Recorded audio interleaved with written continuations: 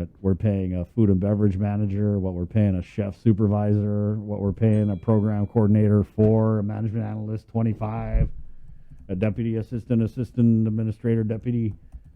So I know that I just feel for our frontliners because, everything we say is frontliner this, frontliner that. But when you look at the documents, it looks like the frontliners are at the back of the bus when it comes to being compensated, right? What they're really worth. And I just would love to be a fly on the wall in like a GMH break room this morning. You know what I mean? Because I feel for them, man. They got to be talking about this. 849, someone who was one of the first to start talking about this, Senator Joanne Brown.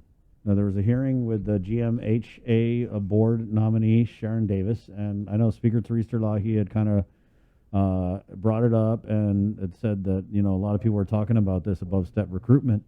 And at the time, it was just an above-step recruitment that we knew of for the marketing position, whatever the new title is for that. Marketing and communications person. There you go. And so you had brought up a funny point. I actually LOL'd at it. You said, do we really need a marketing position at a hospital because it's a public hospital and it's not like a private business, right, where you're marketing it. And then when you hear from the board member about just the laundry list of the issues that we're all too aware of at the hospital. Sure. I mean, it kind of just seemed like I wanted to reach into the TV and be like, hey, Mrs. Davis, do you hear what you're saying? Because you're talking about all these issues at the hospital while you're defending the hiring of someone who's not going to be addressing any of the issues that are going on at the hospital. Yeah, I'm with you. I mean, I seem, she seems like a very nice lady and very enthusiastic and, wanting to address the infrastructure issues at the hospital, but certainly, hand in hand with that, there are the bigger issues that have to deal with, the hiring practices and, of course, just the morale of the frontliners that are out there, especially, I mean, we always need them. We're in desperate need of them, even during normal times, but as we've seen now over the last couple of years in dealing with this pandemic, how much more critical, our medical and healthcare workers are. And when you see it and when you hear it, like I said, it raises your eyebrow. You're wondering what's going on and where the priorities are. It almost seems like the primary mission is let's hire as many people as we can and let's hire them as high as we can and compensate them as much as possible without any thought as to how does this appear and, how is the public and also those frontliners and the employees that have been there for many years. I mean, as you know, Chris, a lot of this information surfaces even to the media, I'm sure, as it does to us in our respective capacities from employees that work in these government agencies that are concerned about this or see it or are upset as a result of it, that are actually the ones that are, getting this information out there initially. And so I think we all raise that concern because it really is going to be hard the next time GMH comes before the legislature to tell their story. And yet at the same time, we've seen this. And we've seen how this, they cover under the umbrella of healthcare and say, well, we need all this funding because, we need to take care of the health and welfare of our people. And yet, you dig a little further, sometimes not too deep. And then you end up seeing this going on. And it just doesn't, publicly, and it's pretty hard to explain how this is okay, especially if you know a number of these positions that have been put up. There's many people in this community that have that skill set and capability that certainly probably weren't even aware of the announcement to even have an opportunity to apply or already know, hey, that's already slated for so-and-so, so why waste my time because I'm not going to get hired in that capacity. So yeah, that sounds like government as usual these days. Unfortunate, but the hiring authorities are not taking responsibility, and they don't seem to. You don't hear them apologizing. You don't even see them feeling embarrassed about it. It's like this is normal these days, pretty normal. Were you surprised? Because, like I said, we started with that one above-step recruitment, and I know you saw the documents, and I'm pretty sure you saw Sabrina and I's story, but were you surprised when you saw all the other? Yeah, all the other positions, especially if you recall in the last few months of our administration, during the Calvo Tenorio administration, I was sort of asked as a collateral duty to go up to GMH and kind of help them with some of these issues and, was orientated with the physical infrastructure and some of the other critical needs at the hospital. So yeah, I mean, when you see stuff like that, it doesn't settle well. And in terms of priority, that's not what the priority is at this time. Again, I think we've seen that trend. I'm not going to be surprised. I mean, some other agencies that I'm familiar with, that seems to be the rule. As a matter of fact, break as many laws as you can these days. You get to move to the front of the line. That seems to be acceptable. I mean, it's something that they uphold and want to show that look at what we're doing. And I just, from my perspective, I just don't think it's responsible at this time, especially with what's going on, especially with our economy, if where it's at. I mean, we can brag about, oh, GovGuam's doing great. Well, GovGuam's doing great because of all the federal handouts we've been getting as a result of this pandemic, all the funds that we've been receiving. But I think we also are very clear that as that stops and as it is now slowing down, where are we going to be? Because if we're going to have to run on our own economic engine today, we're in really bad shape. I mean, I was just driving through Tumon the other day. And another reminder in looking at what is not open, what's not operating in our community and in our economy and contributing to our coffers here. So if we have to do this on our own, we are in deep trouble. We will not be able to sustain the level of operations that we currently have. And as we're seeing with the administration, the many people that they continue to add on to the payroll when we don't even know where we're going to be 5 months from now, 6 months from now, 3 months from now. Without the continued infusion of federal cash that has kept us afloat over the last 2 years. Wow. There was one petition for above step recruitment and the creation of a position. It was the administrator of operations or administrative services and the deputy to the deputy or something like that. But the step, it was a 1 all the way up to 18. I thought that for above step recruitment, you could only go from 1 to 10. It can't exceed 10. Do you know if that's actually the case? Well, I certainly, look forward to Speaker Terlahi's hearing on this issue to find how did they justify that, and then also how did they address, how much effort and outreach did GMH actually do to determine that this was the only person eligible for this job or could perform this job, and then we needed to add on that much more to their compensation in order to obtain them.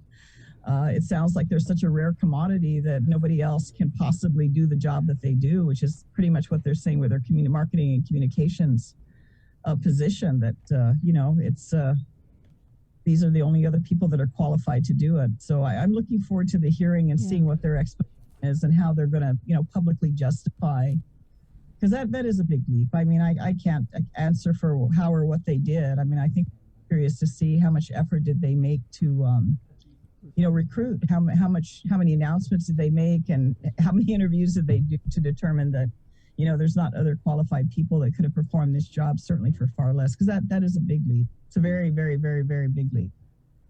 Yeah, and it's interesting to me that a lot of these above step recruitments, they're not open to other employees, right? It's like they do an above step recruitment that's targeting a specific individual, and then no one else gets to apply for it. Like in the case of, I don't know. I never heard about those positions. I mean, you notice in some cases they do publish if they're going to do an above step recruitment, you actually see they publish. They do a public notice on it. Yeah. So I'm totally unaware with regards to these positions up until I heard your story the other day on the news that listed all of these positions. We did reach out to Lillian Posadas about, and this was about the hospital and communications director, and she had put the normal process for any above step recruitment as a 10-day publication for transparency. And I'm not sure if that means that because there's that open government law where it says a newspaper of a general circulation, right, circulation, or something, right? Yeah. Uh-huh. So I don't know if they do it in the paper, if they just post it on their website, but obviously there needs to be some kind of overhaul with this above step. Well, and I agree, and in a standardization. I mean, for example, look at the University of Guam, and I just bring that up, just in recent days, looking at the papers, right? You'll see them put an announcement out for different positions that they have available, and that's in other agencies you do see that. But in this particular case, a story that I saw that you guys put on the other night, I've never heard of these positions until you guys reported it. And that's why, Senator Tello, I've co-sponsored with her a bill that she just recently introduced with regards to requiring these monthly reportings now on these type of hirings, these positions above step, so that there is a public awareness and accounting as it's happening. And we're not finding out like months later or every quarter, because I think, with these type of issues, as you bring more light to them, if they're legitimate, then the process can move forward. But when these type of questions are getting raised, and these are all very good questions, and I'm sure not just us and you and the media, but I'm sure the public, especially during these challenging times that we're all going through, it's like even in the best of times, this would raise your eyebrow. But, right now with everything that's happening and the need we have for good medical care on the island, and the history that we've heard of GMH of not having the finances to address the equipment, to address the medicines, to address the critical medical staff that's needed. If this was hiring a specialist at the hospital, I don't think we'd even be having this conversation. I think we can understand the justification, for getting someone with a very specialized skill set to come to Guam and needing to compensate them because, of course, in the market that they're in, they could be paid a higher salary somewhere else to perform that same skill that we desperately may need here. But when it's other non-medical positions, like that at the hospital, then of course you have to ask the big question is really, where are the real priorities? Yeah. And what really gets me, man, Senator, is like I know a lot of people who made a decision in their life track to go off island or even on island, become a nurse, to become anything really that could contribute to our island and the betterment, the health of our people. And when they read stuff like this, it just pisses them off because they could be working in the States making, way more money, but instead they choose to come back here, and it's always the same old thing where we take a big crap on the people who come back here to help our island, and we elevate these political sycophants above everyone else. And how do you think that makes these people who are here making way less than they would in the States? How does that make them feel? Well, I agree with you. And we have so many talented people from Guam that live elsewhere, especially even in the medical field. We kind of think, we just have a few of our local doctors, but, we have quite a number of them. And as time's going on, we have a lot of our young people that are graduating the field, getting their experience and their degrees. It's just they're not here because they obviously can be compensated elsewhere at a higher level and better opportunity. And then also just having the facilities to work in that, allow them to undertake their profession. So it's discouraging. And it goes back to what you know, not who you know. And it's discouraging for those that actually work hard to get to where they're at, to have an opportunity to even want to be in line and be, not even have the chance to even apply for these positions. But yeah, I mean, you're seeing it. You're seeing it every day. It's almost normal now. I mean, it's not uncommon, and we're hearing it. Not too long ago, you guys were talking about the issue with Department of Revenue and Taxation, and now we're talking about the hospital. Maybe next week it's another government agency, and it's just. The administration really has not shown where their key priorities are when you see these type of practices going on. Because obviously, I mean, this has to be authorized from above. And it's really unfortunate to see that this sort of thing is happening. And it's not, just back and forth because we want to attack the administration. But gosh, when stuff like this comes to surface, particularly at GMH, particularly knowing the history. Particularly knowing that the governor is a nurse and particularly knowing that she's a former hospital board member. All I can say is they have to account. They have to account for their own actions, and it's for the people of Guam out there to decide, is this acceptable to them? Is this okay? It's just another day, or are they upset enough that they're not happy about it? They're going to do something about it. Yeah, how do you market this? We're entrusted with that responsibility for the time that we're here, in these respective positions, and we're here by the grace of the people, and it's up to them. They need to make that call, to find out if this is acceptable to them. I did want to switch topics and ask you if about this port board meeting scheduled for next week on the 24th, and I'm just wondering, are they talking about you? Board resolution? I don't know. What do you think, Sabrina? What do you think of the odds, huh? I'm not in. I think I'm way out of the ballpark. So what are the odds? I mean, probably a good thing I passed, sponsored the law to require these boards and commissions to now publish their agenda so that, we'll all know what's going on and what they're going to be discussing on behalf of the people of Guam. So, yeah, good question. I guess maybe this time next week we'll know. Can you give I a have to little say with context? regards- What does it say? I'm sorry, says Senator. Go ahead. Board Resolution number 2021-34 relative to directing the general manager to exercise authority to take any and all administrative and or criminal actions necessary pursuant to the Office of Attorney General opinion dated November 9th. RE requests for opinion on retroactive salary adjustments for former management at the Port Authority of Guam. Yeah. Well, it's unfortunate. I mean, the board is the one that sets the policy for the Port Authority. And I think we've seen since the current, Leon Guerrero Tenorio administration has been sworn in. I mean, they pretty much tried to wash away, the issues with regards to ensuring accountability at the Port Authority. I mean, they've paid out not hundreds of thousands, they've paid out several $million+ in adverse action cases that occurred during our time with regards to holding employees that are accountable for their actions. And not taking responsibility for that. And they've pretty much tried to make that go away. And it's unfortunate. It's unfortunate that this is happening in our community. And certainly for my work, I mean, I stand by the work that I performed when I was general manager at the Port Authority. I mean, I operated under the direction and leadership of the board and the board chairman. And I followed the process that was provided to me with regards to my work as a general manager. And certainly, I stand by that. I stand by my performance and where we took the port for the time that we were there to where it was when we left, when we were able to succeed in getting the first bond, borrowing bond of $72 million for the Port Authority to address upgrades to critical infrastructure. That sort of thing doesn't happen overnight. I mean, you have to ensure you get your financial operations in order in your house. You have to be able to demonstrate your capability of operating successfully. The amount of equipment that we poured into the port in any single period of time was quite significant, and we left the port in pretty good operational shape that the current administration is benefiting from. And unfortunately, taking the money that the ratepayers are paying into the Port Authority and really just talk about Abovestep recruitment. Look at that. Look at the hundreds of thousands of dollars and per employee, millions of dollars collectively of public resource that essentially were paying off these cases without making sure they went through the proper legal process to be reviewed. Because we very much felt at the time, had we still been there to pursue these cases, that some of these individuals, as you know, Kristen Bree, delayed. They had every reason why they could not attend a civil service hearing, to take advantage of the political process. And unfortunately, that's what they succeeded in doing. And right now, it's unfortunate, too, for a lot of the good, hardworking employees, including those that came forth to testify with regards to what happened there, that are now being harassed, isolated, targeted.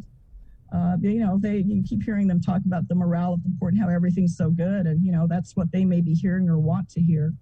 But a lot of good people there that, simply want to come to work and do their job.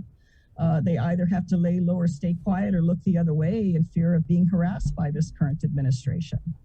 And those that they feel are their friends that benefit them are very well compensated, and those that are not, they're put at a very tremendous disadvantage. And that's really not how our government agencies should be operating. So let them say what they want to say, but at the end of the day, I stand by my work. I stand by my performance as a general manager of the port and the progress that we made during the time that we were there. And the fact that they may want to come after me at this point is, can you spell retribution? That's what this is all about. They're coming after me and other people that they believe have supported me because that's just what they do. That's what they got the time on their hands to do. And if they think that this is a good thing for them, they may be doing me a favor, unfortunately, in bringing to light what's going on at the port. But it's not going to stop me from speaking out about what I think is wrong in this government. I've been doing this for too many years, being in public service. To let this slide because I fear that they're going to attack me. I mean, I've gone through that for many years, but it doesn't stop me from doing what I believe is the right thing to do. I mean, I live here. My family lives here. What I care for and about is here. And I've been given tremendous opportunity in my life and in my career to do the work that I do. And that's important to me. And if I see something that's wrong, that's harming our community, including leadership, if it's bad leadership, I'm going to speak out against it. I just think we have a responsibility to do that. Yeah. Well, we got to run, but I did want to tell you that I did reach out to the port general manager Roy Respicio yesterday, and I asked him for a copy of this resolution, and I was told that I would get a copy when it was filed. So we don't have a copy of it, and I guess well, when it's filed, unfortunate because the hope with the revision to the law was not only to publish to let the public know what was going to be on the agenda, but that the general public would and should have access to those documents before these meetings, because of course that's how things get slipped in and out. Because we don't know what's happening or transacting, and unless the media is covering it, in most cases you're never going to know what transacted. Mm-hmm. So those documents that they have listed on their agenda should have all been available for you or anybody else in the general public to be able to obtain it before the meeting. All right, Senator. That meeting, a port meeting, is Wednesday, November. That's next week, Thursday. Next week, Wednesday. Maybe we can get you on Friday. Yeah, sure. Okay. I mean, you guys, I'm always here to talk with you whenever we can schedule a time to do so, and we'll take it from there. Yeah, let's take it from there. You keep doing what you're doing, and I'll keep doing what I'm doing, and we'll move forward. I mean, we just got to stand up and speak out when the need is there to do it. Right. Thank you, Senator. Thanks, Senator Brown. All right, it's good to talk to you guys. You take care. Okay. And I won't talk to you before then, but happy Thanksgiving. Happy Thanksgiving to you too. Right on. It's 9:10. We got to take a quick break, and we're coming back with the continuation of our week-long diabetes symposium right here on the link. It continues next. Good morning. Get ready to run or ride to 22 with the Miles Challenge. Join the challenge from now